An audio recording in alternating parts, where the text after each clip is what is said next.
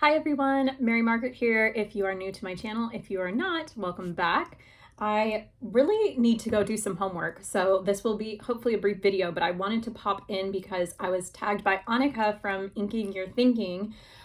Love her channel, you should go check her out. She's so sweet, and I love hearing her talk about books, obviously. To do a tag, and obviously, I was tagged, so that makes sense. But the tag is the 20 question book tag. So I'm going to jump into the questions right away because, like I said, I've got some homework I need to do. But I wanted to go ahead and do this while I had a chance. So the first question is, how many books are too many books in a series? I am not the best person to ask about this because I don't often read series. It's not necessarily intentional. I just don't really think to very often. I did it way more as a kid than I do now. So I think it kind of depends. One of my favorite series is a mystery series that has like more than 6 or 7 books in it, the Lord Peter Wimsey mystery series. So there's that. And then like I love Poirot. So if it's a mystery series, I feel like you can do quite a few and it's fine. So I really think it depends on the genre. So I can't really give a concrete answer for that, but I will say, like I said, not a good person to ask because I don't tend to read series as frequently unless it's like a mystery series or perhaps fantasy. But again, I read that more as a kid. So the second question is, how do you feel about cliffhangers?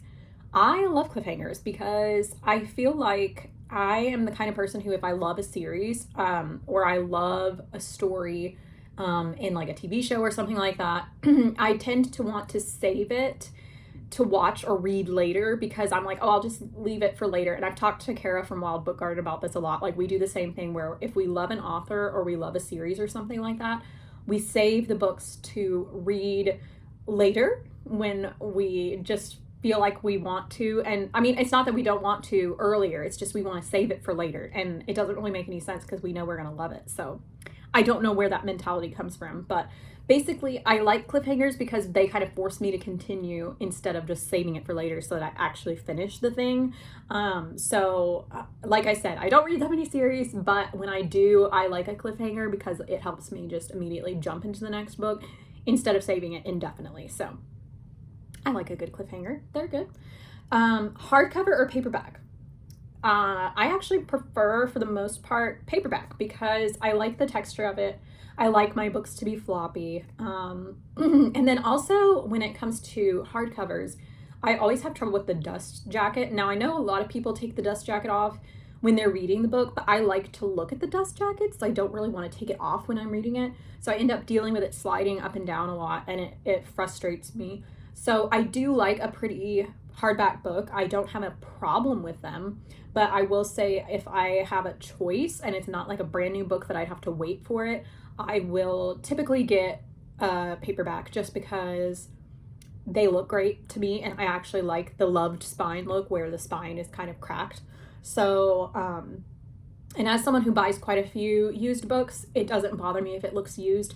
So I know some people like to get hardcover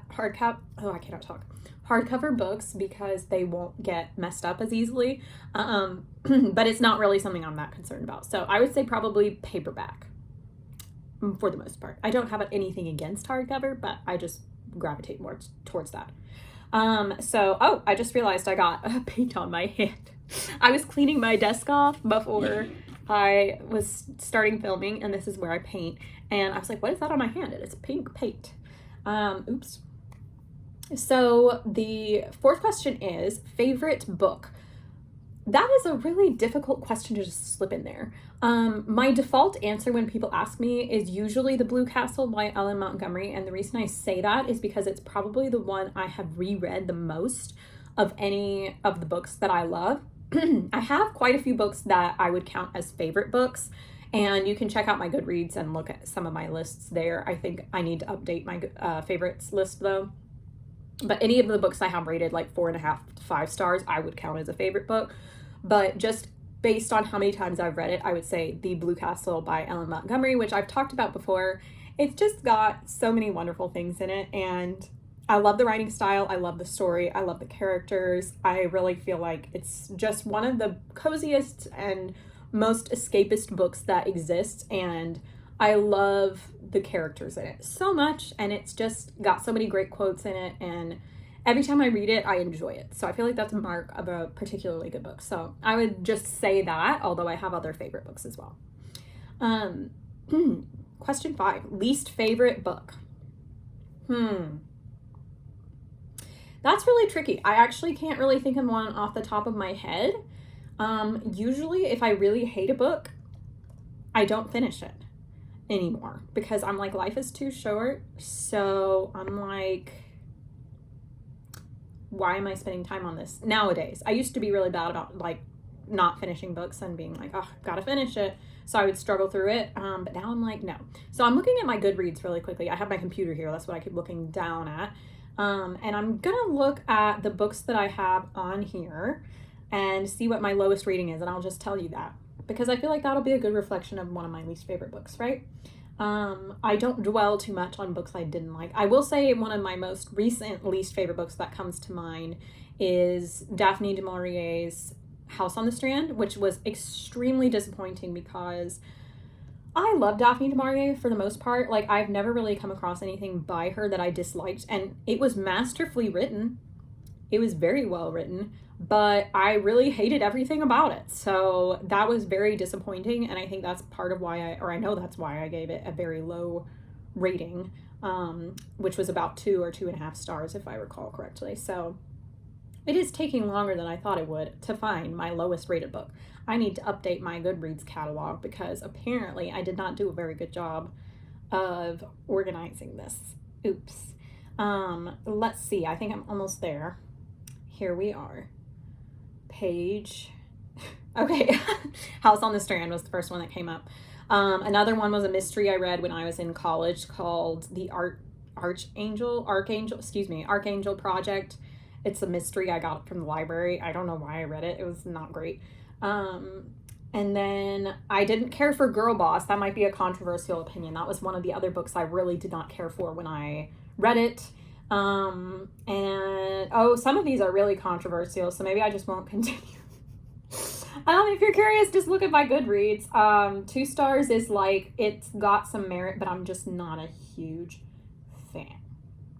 So anyway, I will just stop that because I don't like being negative. That's the thing. I'm like, okay, I'm gonna just like move on. It's fine.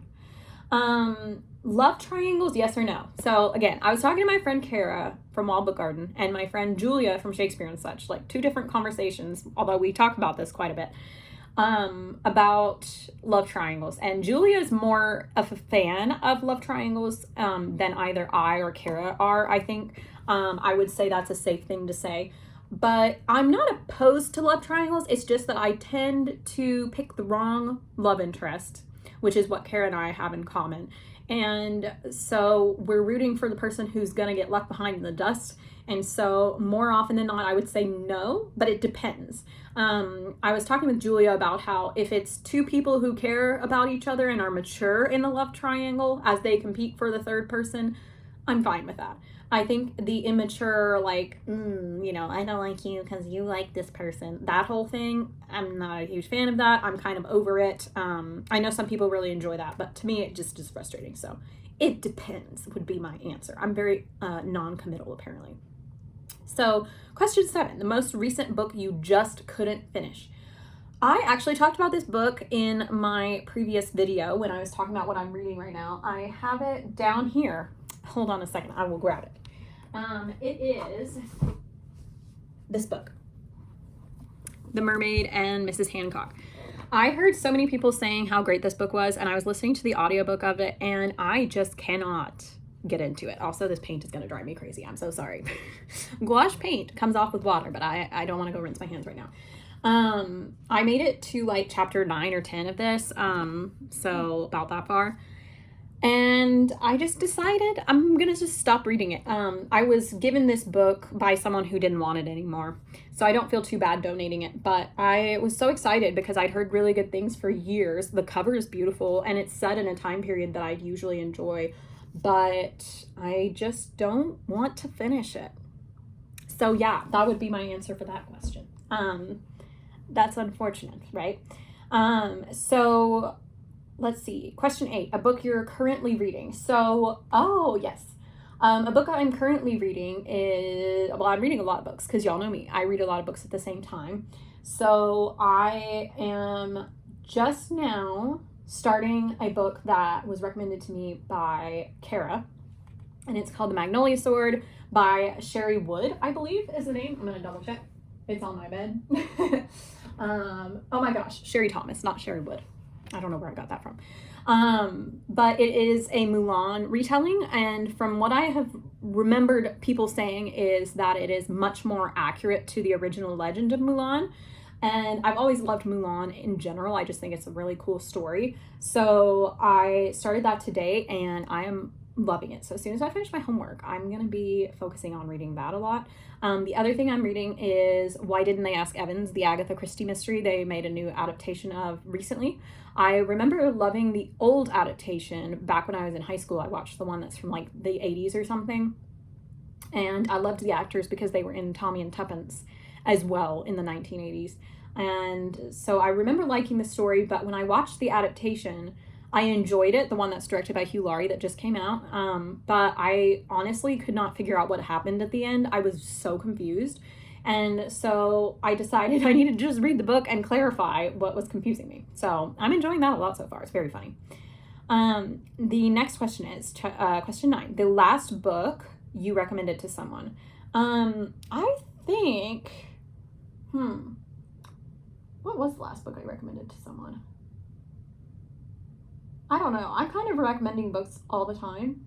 I think I recommended to Julia A Crocodile on the Sandbank, which is the first book in the Elizabeth Peters series. That's a mystery series that takes place in ancient Egypt and involves Amelia Peabody, who is an Egyptologist and archaeologist. So I remember really loving that book, and I watched The Mummy for the first time recently, which I know I'm like behind everyone else, and I thought it was really cool, but it really reminded me of the things I love in the Amelia Peabody mysteries. So I was telling Julia, who loves The Mummy, she should watch it or read it. So that was the latest thing I recommended, and I'm planning to reread it soon because that is a fun book. I really enjoyed that one. So question 10, oldest book you've read, publication date. So I think Annika mentioned the Bible. That would definitely be a contender. I can't really remember if there's anything older that I have read than that. I do read a lot of ancient literature when I can. I particularly enjoyed Sappho's poetry. That was really good. And in particular, I read the translation that Anne Carson did called If Not Winter. I really, really loved that. So that one I know is quite old as well. I like to read mythology, so I'm kind of acquainted with that as well. Also very old. So those are just some different examples. I'm sure I'm forgetting something glaringly obvious, but those are just some good examples, I guess.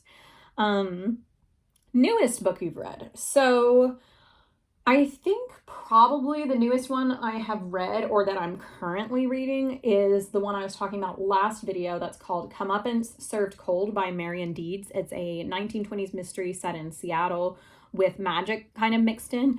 And I think it just came out. I know it was in the new section at my library, so I'm going to say that's probably the most recent one. It's good so far. I need to finish it. It's very short. The next question is question 12, favorite author. That is tricky. Back in the day, I would have said Jane Austen, and I do love Jane Austen, but I don't know if I would say she's my favorite author, which I know is kind of shocking, but I do love her. She is one of my favorites, but I wouldn't say she's my favorite. Mary Stuart is up there. If you watch my videos, you know I loved the author Mary Stuart, who wrote all the different books in like the 50s and 60s and even in the 70s, I think, that are kind of romantic suspense. Love her. I feel like I'll never stop loving Mary Stuart, so that's one. And then my new favorite this year, which I have hardly gotten to talk about, is Silvia Moreno Garcia. Her books are just, they can't miss for me. I have read 2 so far this year, and they've both been superb, and so I'm really excited to read another one. I think it's going to be my new favorite author of the year, and she's also going to be one of my new favorite authors, period, so I'm really excited about that, and I definitely need to talk about that more. Let's see. So, question 13, buying books or borrowing books? I don't discriminate. I do both a lot. I have a stack back here that is like up to here from the floor. It's pretty bad. That's from the library. In my collection of books, you can see a few of them. I have a lot more. We just won't talk about that. It's fine. I could have worse problems, right? That's what I tell myself anyway. Anywho, moving on. 14, a book you dislike that everyone else seems to love. I would say the most recent book I can think of, I was also talking to Kara about, is The Inheritance of Orquídea Divina. That was a book that I felt like everyone was just saying how wonderful it was, and I was so sucked into it because I loved the cover. And when I first started it, I actually really liked the way it started off, but it just didn't seem to go anywhere, and I kept expecting it to go somewhere and for something to happen, and then it just kind of was like, eh. To me, it did not work for me. So I feel like I was reading something different than everyone else was reading, and I was very disappointed because I wanted to love it. So I feel like that would be the best answer for that question. So there are other ones, but that is the most recent one that comes to mind. So, 15, bookmarks or dog ears. Oh my goodness. Dog ears to me, even though I like books that have been handled and loved, dog ears to me are a sin. Like, you should not do that because when you crease the page, you cannot uncrease it. I do not like dog ears. I know that's probably controversial. So for me personally, I will show you. I have this here.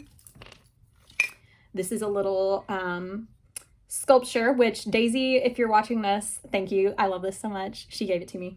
My friend Daisy. I love it. And I look at it every single day, and it has a little opening at the top, and I put all my bookmarks in here. I have way more bookmarks than this, but obviously I read so many books at the same time that a lot of them are in use at the moment. One of my favorites here is my Obi-Wan Kenobi one. That's from like 2002. I got a Breakfast at Tiffany's one. I'm covering it up. And then I also have multiple of the Carrot Top Paper Shop ones. If you haven't heard about her shop on Etsy, you should definitely check her out. Got some Mandalorian ones. So yes, bookmarks all the way, and you cannot convince me otherwise. So I'll just say that.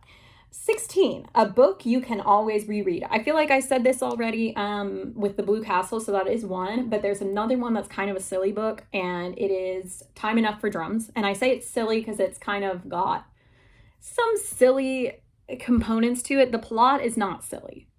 It's just kind of maybe a bit much to some people, but Time Enough for Drums by Anne Rinaldi is the book that got me into historical fiction. It's the one that made me interested in the American Revolutionary War, and so I continue to reread that because it's one of my favorite love stories, even though it shouldn't be. Oh no,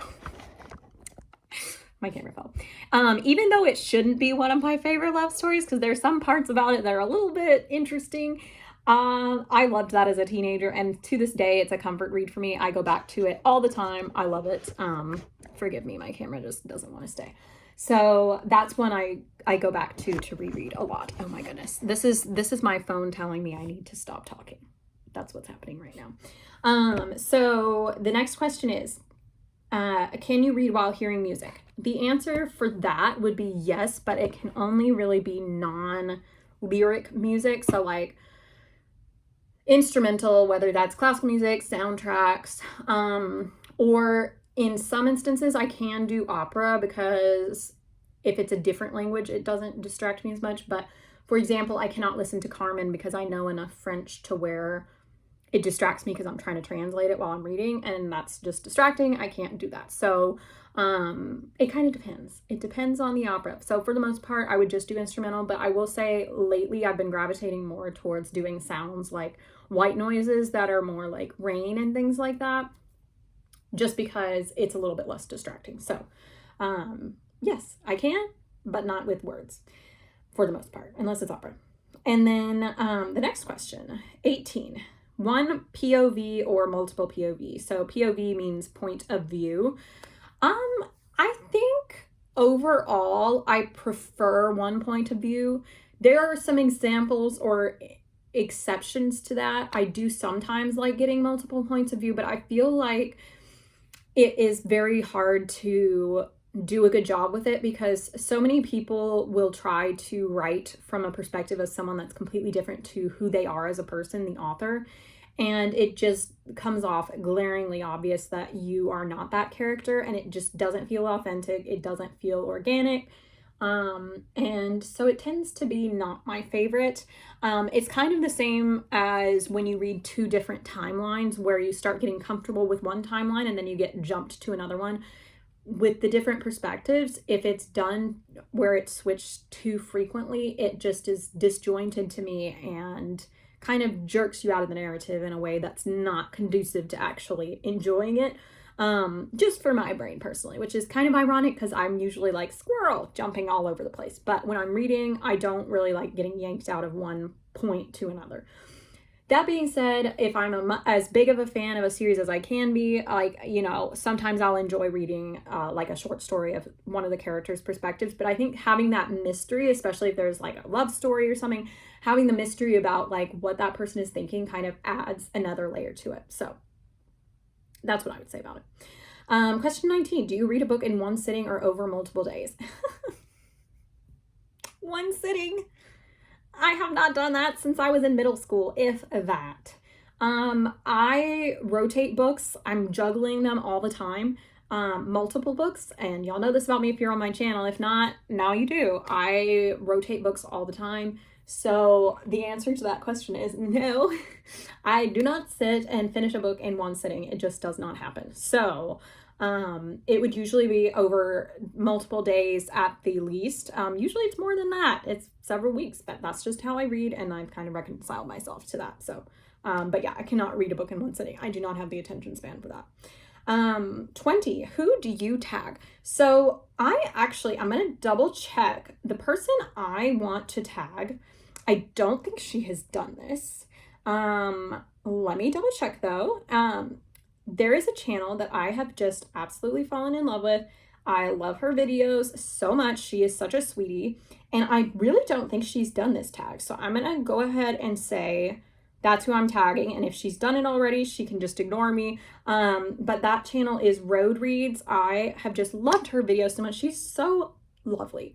And if you are not subscribed to her, you really need to go to her channel. I love all of the books she talks about because I feel like we are kindred spirits in what we like to read. So I've really been enjoying hearing her perspectives on things. So I'm going to tag her in case she hasn't done it. But even if she has, I wanted to give a shout out to her so that you could go check out her channel. Highly recommend it. So I will link her down below for you. Please don't forget to check her out. Her name is Susan. She is just delightful. So tagging her, I will definitely let her know that I did that too. But that is all. Those are all the questions. Thank you so much, Annika, for tagging me. That was a really fun tag to do, even though I'm very bad at answering questions. But I really enjoyed it, and I hope you are all doing well. It's good to be back. And please do comment below, tell me what you're reading. I would love to hear from you, and I hope I will be back soon. Bye.